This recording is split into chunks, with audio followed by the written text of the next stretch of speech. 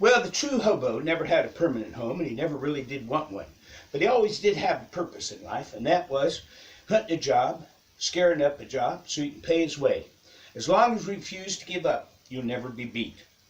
Now, many of the fellas chose it as a way of life and spent their whole life doing it. Other fellas spent a little bit of time riding the rails and went on to other things in life, some of them becoming quite well known. In fact, let me give you a list of several fellas who spent a little time riding the rails before they became famous enough that you'll know who they are. Just to mention a few, I will mention Clark Gable, Groucho Marx, Art Linkletter, Eric Sevareid, William O. Douglas, Justice of the Supreme Court, Woody Guthrie, the famous folk singer, and Jimmy Rogers of Nashville fame, and Jack Dempsey, the prize fighter. Nobody messed with him in a hobo camp, I can tell you that, you see. Well, contrary to popular belief, hobos were not the stereotypes that you see in the cartoons. For the worn-out shoes, patched pants, and shapeless torn hat are purely the figment of some newspaper cartoon artist's imagination back just after the Civil War.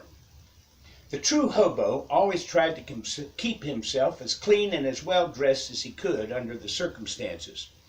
Many of the fellas spent years on the road, and nobody could ever tell they were hobos. They never looked unkempt or slovenly. There were legions of quite respectable looking hobos. These men could walk down any street in any town without attracting any attention. And that was an asset for the hobo, because no hobo wanted to stick out like a sore thumb so that the town bulls would come and harass him and tell him to get out of town, you see. And I remember Charlie Fox told this story. He said, I used to get $4 or $5 a head sometime and go to the Goodwill store and dress up like the Duke of Macaroni. I used to get nearly new Florsheim dress shoes for $1 to $1.75 a pair.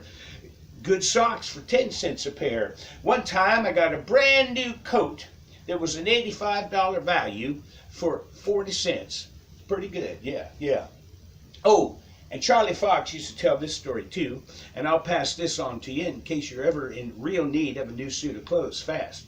He said, I hit Denver one time and I was almost barefooted and the seat and knees were out of my pants, so I knew I was going to have to scare up some clothes and do it pretty quick. So I went to the first funeral parlor I came to and put the beg, the borrow, the bum, on the undertaker. He said, come on back here in the back room. I think you have just what you need.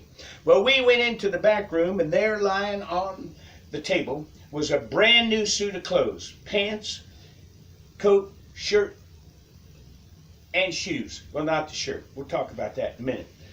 And a new Stetson hat. And he explained that a bank robber had been wearing those clothes the day before, and the police had shot him, and he was in the farther back room. He held up the vest, and I saw the blood stain of where the bullet hole went through, and he threw that in the incinerator, and he said, I think they're just about your size, these clothes. Nobody knows your size like an undertaker, you know. Well, he said, where that boy's going, it's hot enough. I don't think he'll need them. You might as well take them. So I put them on and walked out of there better dressed than I had ever been in my entire life.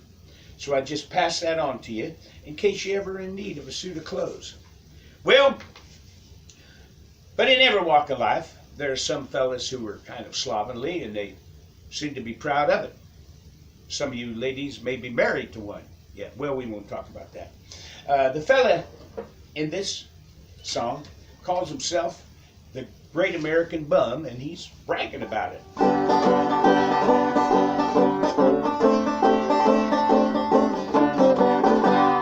all you jolly jokers, if you want to have some fun, and listen while I relate the tale of the Great American Bum. From the north and south and east and west, like a swarm of bees they come. They sleep in the dirt and wear a shirt that's lousy and full of crumbs. I am a bum, a jolly old bum, I live like a royal Turk. I have good luck, I bum and chuck, and the heck with the man who works.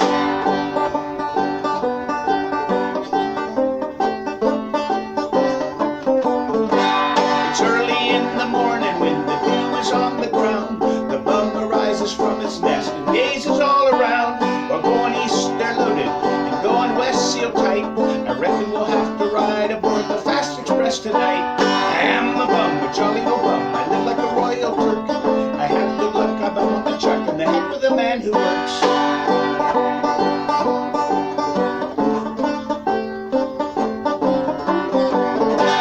I met the man the other day I never met before. He asked me if I wanted a job as shoveling iron ore.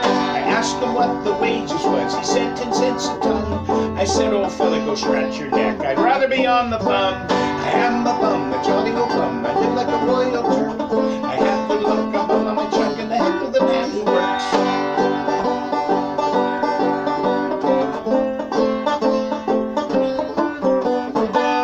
Oh, lady, would you be kind enough to give me something to eat? A piece of bread and butter or a tender slice of meat. Some apple pie and custard will tickle my appetite. For really, I'm so hungry and I don't know where I'll sleep tonight. I am the bum, a jolly old bum. I live like a royal Turk. I have good luck, I bum on my chuck.